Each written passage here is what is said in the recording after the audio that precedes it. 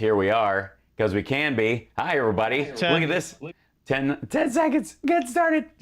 No one can see your rats when you put them on screen, Johnny. No one can see I'm doing it for you, baby. I appreciate it. I like them. Ladies and gentlemen, can I please have your attention? And I need all of you to stop what you're doing and listen. Now, live from Chicago, the Hal Sparks radio program Mega Worldwide. I have come here to chew bubblegum and kick ass. Hal Sparks, actor, comedian, and multimedia personality. That's true. Hal Sparks. All right, let's do this. I like it. I like it. That's the new WCPT show opener that they cut together, and they were like, hey, we did this thing for you. Do you mind if we use it? And then I was like, yes. Although I haven't heard it. This is my first time hearing it. That's really cool. Hi, everybody. Welcome to the show. How you doing? Hope all is well. Happy Juneteenth. And I guess technically, happy christening of the brand new annual panic from the GOP. Now we all, as of today, we get to look forward to a yearly freak out from Republicans because of the unfortunate nature that this holiday will remind Republicans that they are no longer the party of Lincoln, that they switched over when the Dixiecrats joined them post, during the Civil Rights era in an effort to remember it like that. No, they don't quite. No, and a constant reminder that a lot of Northerners and even, quite frankly, some Southern abolitionists fought very hard to end slavery, and the Confederacy lost. Because in many ways, this is a day of emancipation. It is a day of freedom. It is a celebration of the promise of America. It is the, obviously, there's that whole women couldn't vote yet thing. But as the continuing improvement of the reconciliation between where the people stood when they wrote the Constitution and where it ultimately will go as the standard bearer democracy for the world, and it's the ever expanding openness. What's the word I'm looking for that the right seems to use a lot but never seems to get? Freedom. That's right, freedom. So as freedom is celebrated on yet another day in America, because America, we've got several freedom holidays. I mean, you could arguably say that Memorial Day and Veterans Day are freedom holidays because we're celebrating the soldiers, the soldiers that gave their lives or that that served so that we could all have freedom, right? That seems to make sense. And then, of course, we have July 4th, which is, of course, our Independence Day, according to, I think, Bill Pullman, right? And no, that was that was sometime in December. I think it was a Christmas release, that movie. And then, of course, Juneteenth, another example of the Constitution, though born incomplete, maturing into its true value.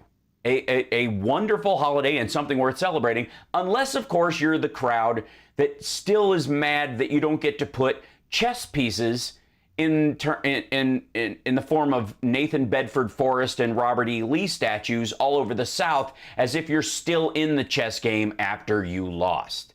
Good luck moving those into, I guess, some sort of whites-only museums or something like that, or you had me at whites only, my man. I know.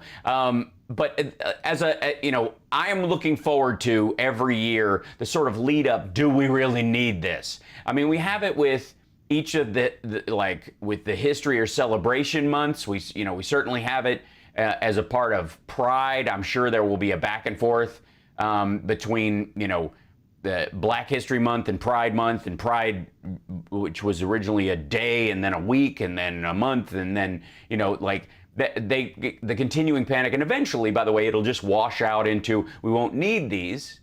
But in the interim, as we do, until it's obvious to everyone that we can kind of drop it, we don't, it would be a lovely thing. I think 1,000 years from now, in the America with the sort of, I guess, a adamantium flag that flaps on other planets and is ray proof.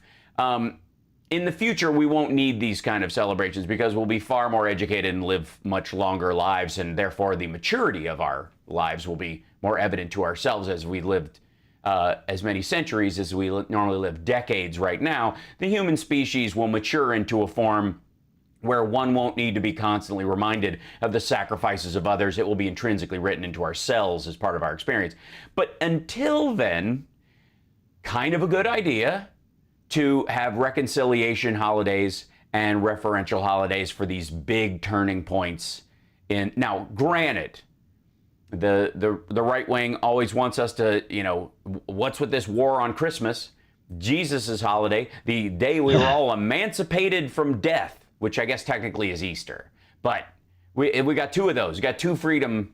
We are free from the moral coils in terms of Jesus's birth, and then Easter comes, and we are free of death. We live beyond this realm, and that kind. So we got two of those, and they don't seem to have a problem. There's no panic in that. But I look forward to it, and we're hearing it. We're definitely hearing from PragerU to Candace Owens to the Tucker Carlsons of the world. Why do we need to have this rubbed in our faces that the South lost and that it will never rise again, which will be very disappointing to people with the South will rise again bumper stickers who live in Wisconsin, who are farther north than the North, so much that they're almost southern Canada. And that's always puzzled me as a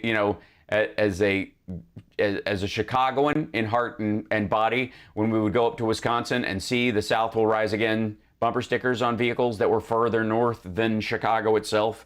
It was a bit weird. And Marty, thank you for the super chat, wishing everyone a happy Juneteenth. I think it's a great thing. I'm glad it's finally happened. And yet another thing that kind of could have been done. I mean, it was unanimous in the Senate. And we had 20 some odd Republicans in the House vote against it. Thank you, Enrique. For the super chat. So in the course of this, you had people pushing back. I mean, famously, John McCain pushed back against MLK Day. He did not vote for it. He was against it. And less about his ideas about the importance of the value of the message, but celebrating the messenger, as imperfect as he was, and that whole business. As if all of the people, I guess, besides Christmassy stuff, all of the people that we celebrate were imperfect in and of themselves. And the idea that somehow it must be sainted to have an American holiday actually kind of goes against the concept of America itself. We are a warts and all democracy. We are a place where we recognize we can have heroes and their flaws are still valid. They reflect our own flaws and the fact that you can overcome your flaws and become worthwhile, right? That's the value. So having an MLK Day didn't strike anyone else as weird, but it was a big sticking point for McCain, right? And thank you, Crystal, for the super chat. Thank you, everybody, for supporting the show that way. Go to infotainmentwars.com. You can watch the show live stream on YouTube, and super chat is there. And to everybody on WCPT, WCPT820.com. Now, before we go to break, there obviously this was a big week, but this is what I would call one of those tip-up weeks where we are on the verge of a lot of rough news for Republicans. The word is that as soon as July, Matt Gaetz may be charged. Now, this may be a rattle the tree leak from the DOJ, where they kind of let you know they're coming, either because they're friendlies in there that are kind of giving you the heads up that you might want to buy a new shredder like Rudy Giuliani did, which we all saw in his appearance on Tucker, which was adorable. The angle of the camera was such, you could see his brand new shredder behind his desk. It was lovely. That the Matt Gaetz, there may be friendlies in there letting you know that you might want to start getting your digital affairs in order. Too late. And it also might be that there are people who are not necessarily trying to help you out, that are trying to make you panic and do something stupid to clear the decks. Now, obviously, panicking and doing something stupid is the Matt Gaetz way. it is officially, I think, the current RNC platform. Panic and do something stupid. And the big stupid thing that they're doing is accusing the FBI of not only attacking Rudy Giuliani and Matt Gaetz and being weaponized by the Biden DOJ. No, not just that, but also starting and fomenting the January 6th insurrection.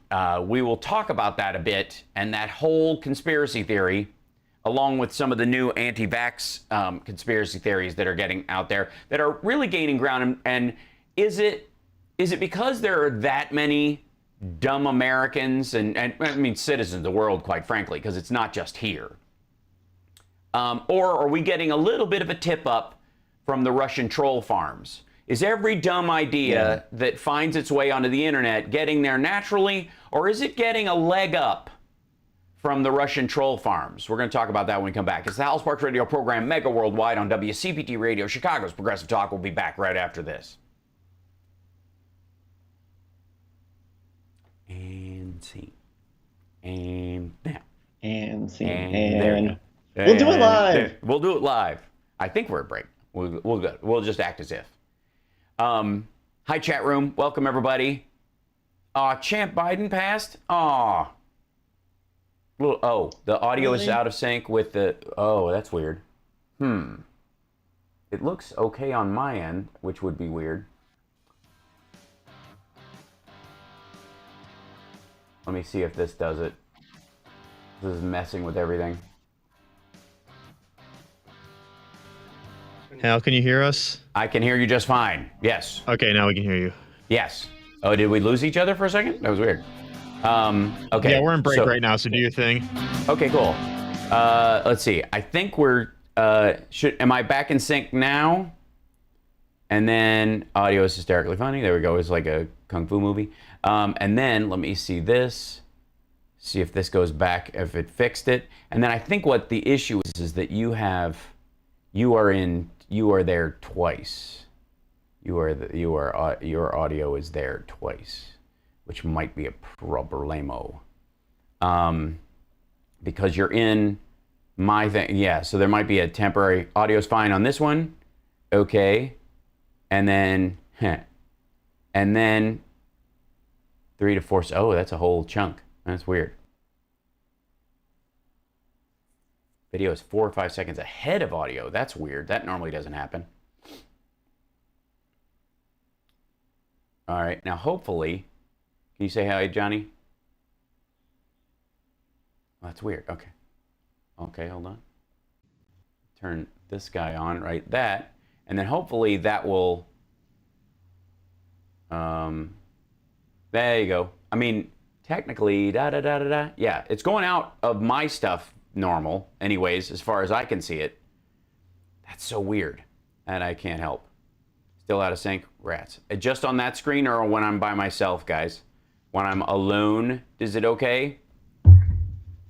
When I'm by myself, is the audio back in sync? Does it go? 60 seconds, guys. There you go.